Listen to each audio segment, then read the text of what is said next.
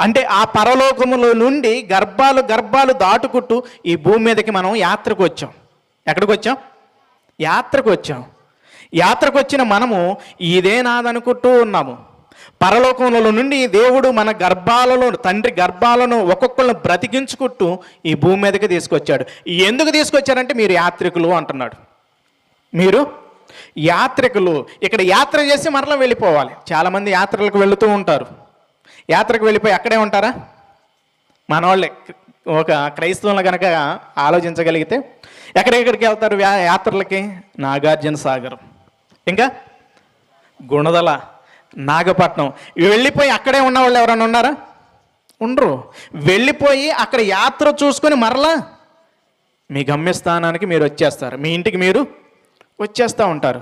ప్రియులరా, మరి మనం పరలోకం నుండి వచ్చామన్న ఆలోచన ఉండాలి కదా. అస్సలు